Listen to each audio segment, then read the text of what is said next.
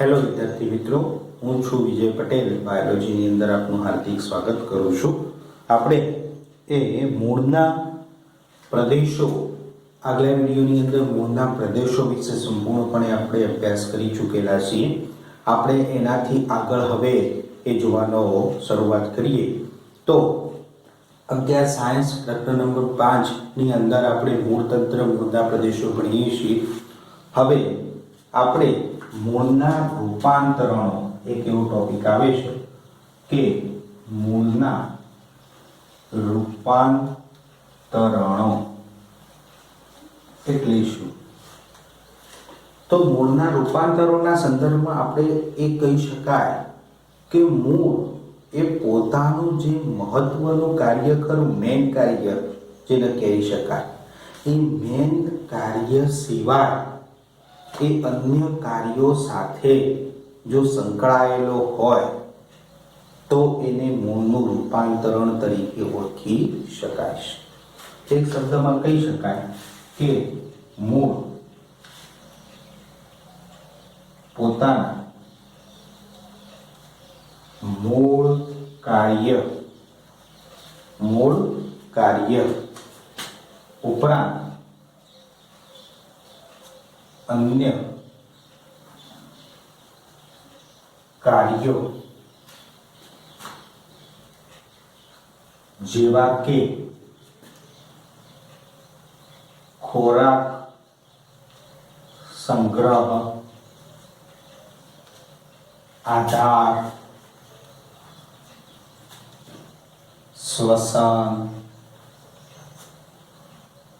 વગેરે જેવા કાર્યો સાથે જો સંકળાય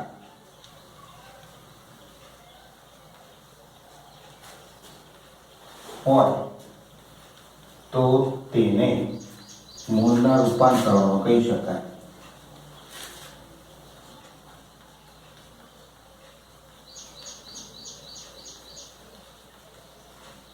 એની એક વ્યાખ્યા સ્વરૂપે આપણે દર્શાવી કે મૂળ પોતાના મૂળ કાર્યો શું છે? તો મૂળનું મૂળ કાર્ય શું છે? તો મૂળનું મૂળ કાર્ય એ જમીનમાંથી પાણી અને ખનિજ ક્ષારોનું શોષણ કરવું. મૂળ કાર્ય શું છે? મૂળનું કે જમીનમાંથી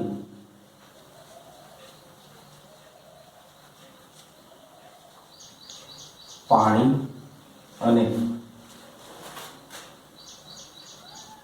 ખનિજ તત્વોનું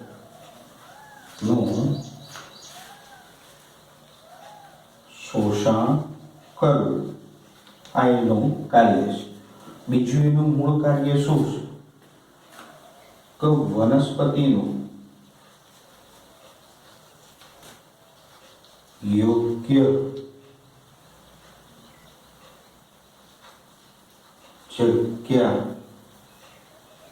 જગ્યા પર જમીનમાં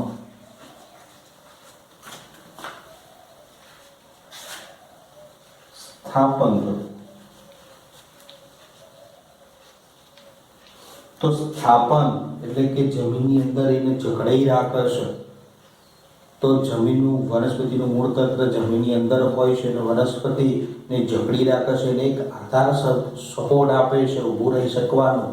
તો સ્થાપન સાથે સંબંધિત અને શોષણ સાથે સંબંધિત આ બે એના મૂળ કાર્યો છે. પણ આ બે કાર્યો સ્થાપન અને શોષણ સિવાય જો એ ખોરાક સંગ્રહ, આધાર, શ્વસન જો સાથે સંકળાય તો એને મૂળનું રૂપાંતરણ તરીકે ઓળખી શકાય છે. ચલો આપણે 1 by 1 એ ખોરાક સંગ્રહ, આધાર અને શ્વસન ના સંદર્ભમાં એ ઉદાહરણ સ્વરૂપે આપણે લઈએ કે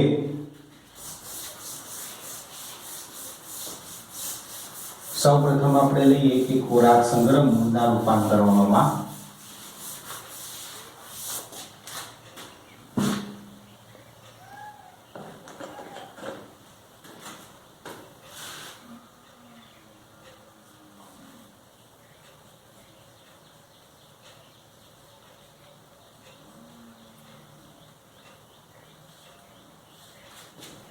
ખોરાક સંગ્રહ એટલે કે વનસ્પતિએ જે પણ પ્રકાશ સંશ્લેષણની ક્રિયા કરી હોય અને પ્રકાશ સંશ્લેષણની ક્રિયાની અંતે જે પણ ખોરાકનું નિર્માણ કર્યું હોય એ ખોરાકનો સંગ્રહ એ વનસ્પતિ શું કરે છે?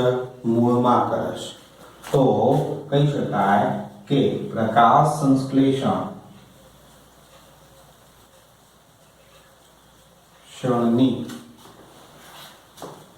ક્રિયા દ્વારા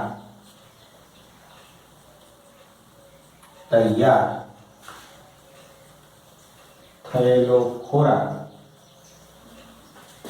વનસ્પતિ મૂળમાં તેનો સંગ્રહ કરે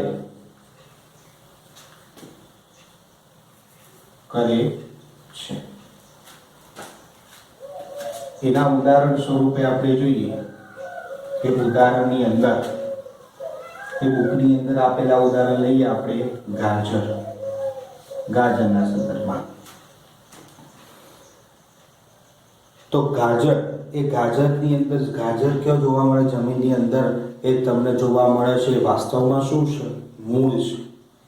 અને એ મૂળની અંદર એ શું થતું હોય? ખોરાકનો સંચય થતો હોય, સંગ્રહ થતો હોય. અને સાથે સાથે એ મૂળ રોમ નીકળેલા હોય. દાખલા તરીકે પ્લાન્ટ હોય, જમીન લેવલ છે અને આ રીતે કોઈ પણ પ્લાન્ટ છે મૂળનો, આ ઉપર પવણો છે, નીચે આ એનું પ્રાથમિક મૂળતંત્ર છે.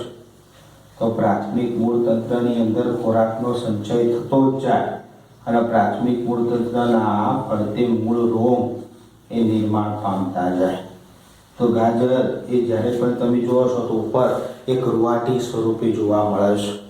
તો એ રૂવાટી તમને જોવા મળે છે એ વાસ્તવમાં શું છે? મૂળ રોમ છે કે જે પાણી અને ખનિજ ક્ષારોનું શોષણ કરે છે.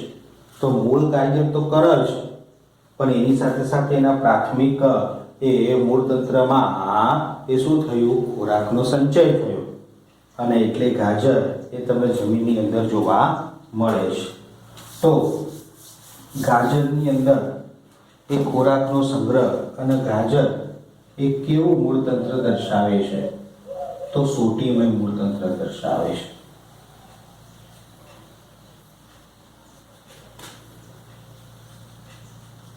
મૂળતંત્ર દર્શાવે છે.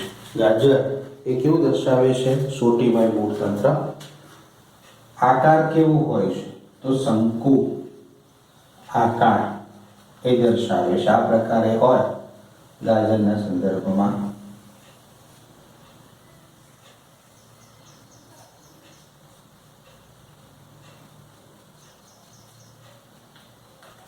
ગાજર હોય છે તે શંકુ આકાર દર્શાવતું હોય છે. બીજું ઉદાહરણ સ્વરૂપે આપણે જોઈએ કે બીટને એ શું કહેવામાં આવે છે? સલગમ તરીકે ઓળખવામાં આવે છે. બરોબર? એ કેવું હોય છે? સોટીમય મૂળતંત્રના સંદર્ભમાં હોય છે. એમનો આકાર કેવો હોય છે? ભ્રમરાકાર આકાર જોવા મળે છે. ભમરડો હોય એના સ્વરૂપે એ બીટ તમને જોવા મળશે. જમીનની અંદર કંઈક આ પ્રકારે એ બીટ તમને જોવા મળે છે. એનો આકારના સંદર્ભમાં કે જે એનું પ્રાથમિક મૂળતંત્ર હોય, સૌપ્રથમ વધારે પ્રમાણમાં ખોરાકનો સંગ્રહ કરે અને પછી એક પાતળા દોરી જેવી એ રચનામાં એ કન્વર્ટ થઈ જાય. પાતળી દોરી જેવી રચનામાં કન્વર્ટ થઈ જાય અને એ પાતળી દોરી જેવી રચનામાં પછી મૂળ રોમ જોવા મળતા હોય આ રીતે અમુક સપાટીઓ ઉપર. તો પ્રાથમિક મૂળ ખરું, એ પ્રાથમિક મૂળની અંદર એ આ ભમરડા સ્વરૂપે ખોરાકનો સંચય કરે છે. એના આકારના આધારે એને ભ્રમરાકાર કહેવામાં આવે. સોટીમય મૂળતંત્ર લાગુ પડે છે. બીટ એનું ઉદાહરણ છે. બીટનું બીજું નામ સલગમ તરીકે એને ઓળખવામાં આવે છે કે જે વિપુલ પ્રમાણમાં પૌષ્ટિક સ્વરૂપે છે. હિમોગ્લોબિનની અંદર વિપુલ પ્રમાણમાં એ ફાયદાકારક બનતું હોય છે. ગાજર પણ આપણા સેહત માટે ખૂબ જ ઇમ્પોર્ટન્ટ ભાગ ભજવે છે, એટલે બંને એ ખોરાક સંગ્રહનું ઉદાહરણ એ ગણી શકાય. શેમાં? મૂળની અંદર ખોરાકનો સંચય. મૂળ, બરોબર. આ પહેલું આપણે જોયું કે ખોરાકનો સંગ્રહ મૂળની અંદર. હવે બીજું પણ ઘણા એવા છે ઉદાહરણો. બુકની અંદર આ બે ઉદાહરણ આપેલા છે. પછી આપણે મૂળો પણ લઈ શકીએ છીએ. મૂળો તો મૂળાની અંદર ત્રાકાકાર એ રચના જોવા મળે છે અને એના અનુસંધાનમાં એનો આકાર કંઈક આ પ્રકારે હોય છે, સીધે જ હોય છે, પછી છેક નીચે જાય ત્યારે એ નાનું સ્વરૂપ ધારણ કરે છે. તે ત્રાકાકાર સ્વરૂપે મૂળો એ પણ શું છે? ખોરાક સંગ્રહી મૂળનું જ ઉદાહરણ છે. એના એ પણ સુટીમય મૂળતંત્ર સ્વરૂપે હોય છે. જે ગાજર હોય છે એ જ પ્રકારે મૂળો હોય છે, પણ એનો આકાર એ ગાજરનો શંકુ આકાર, મૂળાનો ત્રાકાકાર હોય છે.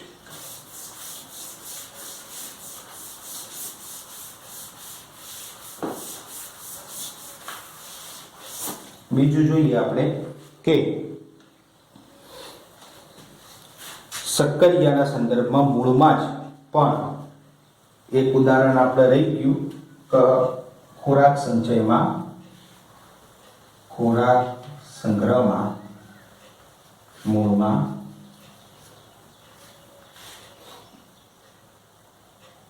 જે આપણે ગાજર હતું, મૂળો હતો, તો ગાજર, મૂળો, બીટ, એને સલગમ કહેતા હતા. આ બધાની અંદર આપણે સ્થાનિક મૂળ તંત્ર જોવા મળે છે. એની અંદર ખોરાકનો સંચય થતો હોય છે. જ્યારે અસ્થાનિક મૂળ તંત્રના સંદર્ભમાં ખોરાક સંગ્રહ આપણે જોઈએ તો અસ્થાનિક મૂળ તંત્ર કોને કહેવાય છે? તમને ખબર છે કે મૂળ સિવાયના તમામ ભાગોમાંથી એ શાખા મૂળ તંત્રનું નિર્માણ થાય. દ્રાક્ષ પ્રદેશ હોય, ગોઠ વિસ્તાર હોય, કક્ષ કલિકા હોય, તો એમાંથી શાખાઓનું નિર્માણ થાય. એ શાખાઓ એ ખોરાકના સંચય સાથે સંકળાય તો એને તમે શું કહી શકો? અસ્થાનિક મૂળતંત્ર કહી શકો. તો આના અનુસંધાનમાં ઉદાહરણ સ્વરૂપે આપણે લઈએ શક્કરિયા.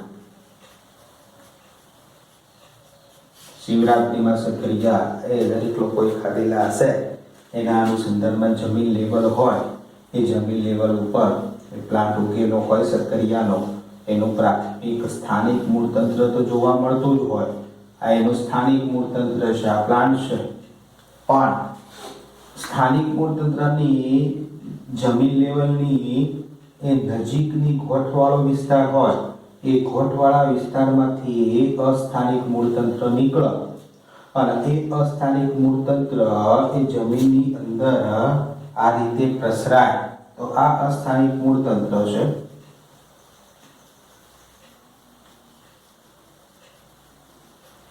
તો જમીનની નજીકની ગોઠવાળા વિસ્તારમાંથી કક્ષકલિકામાંથી નવી શાખાનું નિર્માણ થાય. એ શાખા મૂળ સ્વરૂપે હોય અને એ જમીનની અંદર પથરાય છે અને જમીનની અંદર પથરાતો એ મૂળની અંદર જે ગોઠ અને અંતરગોઠવાળો વિસ્તાર જોવા મળતો હોય, તો ગોઠવાળા વિસ્તારમાં એ શું કરે છે?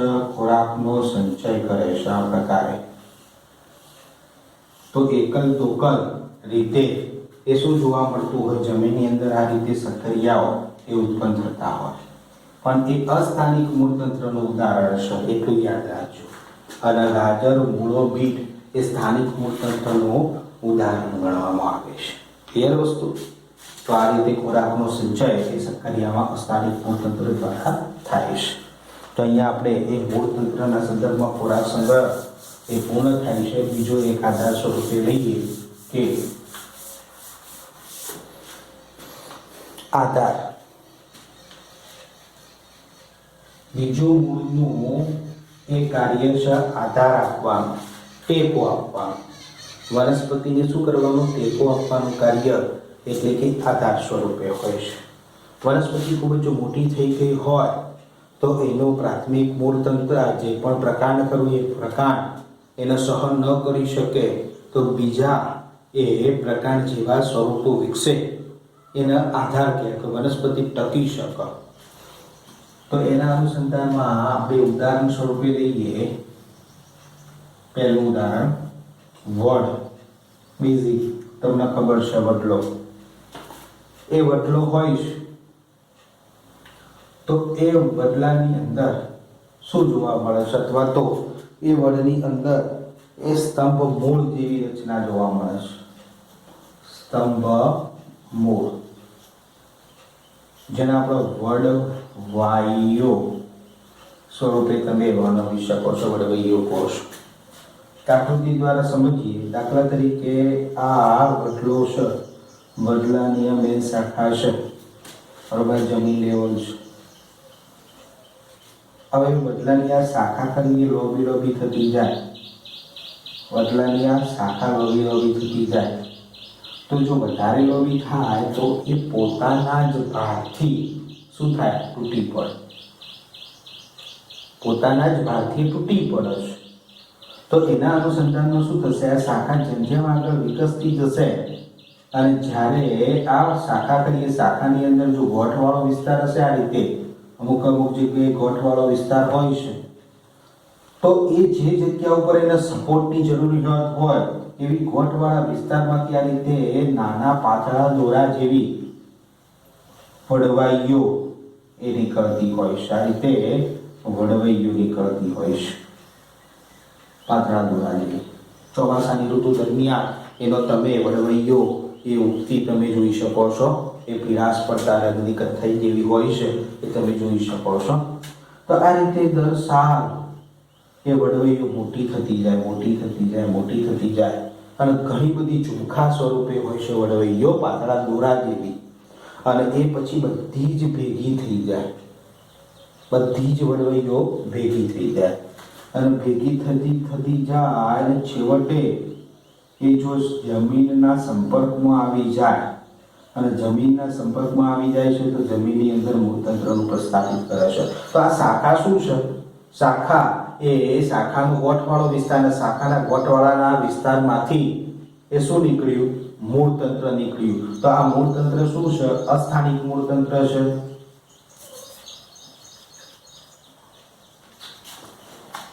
અસ્થાનિક મૂળ છે અને આ અસ્થાનિક મૂળતંત્ર ધીમે ધીમે આગળ વધી અને જમીનમાં કૂપી જાય અને આ વસ્તુ કેવી હોય છે, એક થોભલા જેવો સપોર્ટ આપ્યો હોય તો એ સપોર્ટ જેવી રચના બનાવે છે. એટલે એને શું કહેવામાં આવે છે, સ્તંભ મૂળ તરીકે ઓળખાય છે. કે જે વડની જે શાખા હોય છે એ શાખાને ટેકો આપે છે. એટલે આ શાખા, હવે આ ત્રણનું નિર્માણ થઈ ગયું, સ્તંભ મૂળ, તો હવે ગમે તેટલો ભાર આવશે તો એ શું થઈ જશે, સહન કરી શકશે. એટલે આવી વડવાઈઓ જમીનની અંદર પ્રસ્થાપિત થઈ જાય છે, મોટી થતી જાય. મેન પ્રકાંડ હોય એ મેન પ્રકાંડ જેવા જ એ મૂળ તંત્રો થઈ જાય છે, સ્તંભ મૂળ થઈ જાય છે. એટલે તમે એને ઓળખી નથી શકતા કે વાસ્તવમાં એ પ્રકાંડ કયું છે અને મૂળતંત્ર કયું છે. ઘણા બધા તમને પ્રકાંડો દેખાતા હોય, એવી રચના મોટી મોટી, એ વાસ્તવમાં પ્રકાંડ તો એક જ હોય છે, પણ એને આધાર આપતા સ્તંભ મૂળ અનેક જોવા મળતા હોય છે. એમ વડલો ચોફેર પથરાય, કબીરવડ તમે જોવા ગયેલા હશો તો કબીરવડની અંદર તમે આ દ્રશ્ય એ સુસ્પષ્ટ રીતે એ દેખી શકો છો. ક્લિયર વસ્તુ? તો આ સ્તંભ મૂળના સંદર્ભમાં એ વડ છે. પછી બીજું જોઈએ એક ઉદાહરણ કે મકાઈ હોય, શેરડી હોય કે ઘાસ હોય. બીજું ઉદાહરણ મકાઈ, શેરડી કે ઘાસ. વર્ગની વનસ્પતિઓ ખરી, એની અંદર અવલંબન મૂળ એ જોવા મળતા હોય. દાખલા તરીકે એક ઉદાહરણ શું કહેવાય કે અવલંબન મૂળ એ શું છે, આધાર આપવા સાથે સંબંધિત છે. આ મકાઈ છે, જમીન લેવલ છે, આ મકાઈનો છોડ છે, આ એનો ગોઠવાળો વિસ્તાર છે, ગોઠનો અંતર્ગોઠવાળો વિસ્તાર છે, આ એનું પ્રાથમિક મૂળતંત્ર છે, સ્થાનિક મૂળતંત્ર તમે કહી શકો. જેમ જેમ મકાઈનો છોડ મોટો થતો જાય એમ એ વનસ્પતિઓની અંદર આ સ્થાનિક મૂળતંત્ર નબળું હોય છે કે જેથી કરીને જેમ જેમ પ્લાન્ટ મોટો થતો જાય તો એનો ભાર સહન કરી શકતો નથી અને તૂટી પડવાની સંભાવના રહે છે, તૂટી જાય છે. તો એવા અનુસંધાનમાં સ્થાનિક મૂળતંત્રની જગ્યાએ સ્થાનિક મૂળતંત્ર તો હોય જ, પણ જમીન લેવલ હોય, જમીન લેવલની સૌથી નજીકની જે ગોઠવાળો વિસ્તાર ખરો એ ગોઠવાળા વિસ્તારમાંથી આમ ત્રોસા એ મૂળતંત્ર વિકાસ પામે. તો ગોઠવાળા વિસ્તારમાંથી જે પણ મૂળતંત્રો નિર્માણ પામતા હોય એને અસ્થાનિક એ મૂળ તરીકે તમે ઓળખી શકો. એ અસ્થાનિક મૂળતંત્ર પણ ત્રોસા રીતે વિકાસ પામી જમીનની અંદર ખૂંપી જાય તો બંને બાજુએથી શું મળી રહ્યો? સપોર્ટ મળી રહ્યો. તો બંને બાજુએથી સપોર્ટ મળી રહેશે એટલે એ આધાર સાથે સંબંધિત છે. એટલે પ્લાન્ટ એ જેમ જેમ વધારે ગ્રોથ કરતો જશે એમ એને સપોર્ટ મળી રહેશે એટલે એ તૂટી જશે નહીં.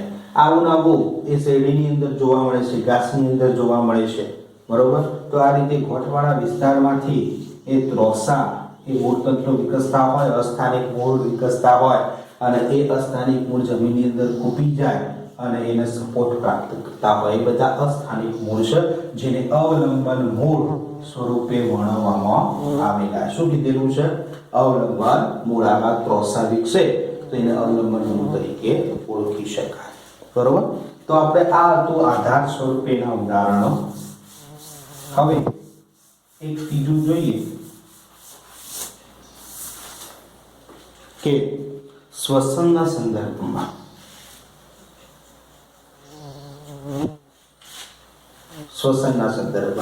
હવે આ શ્વસન શું છે નવું કઈ?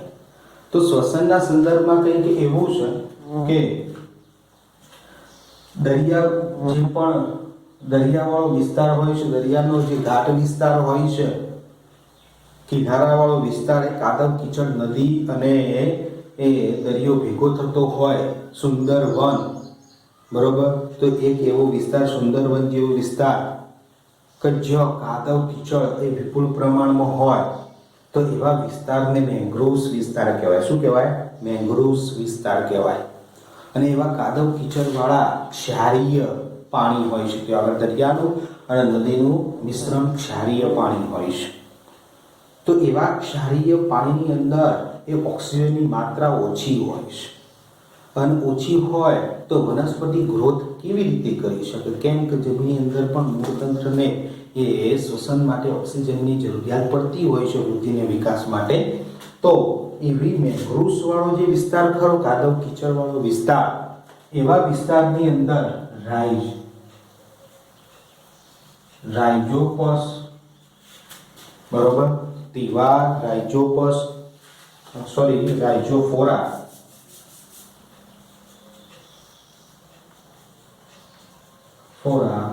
તિવાર,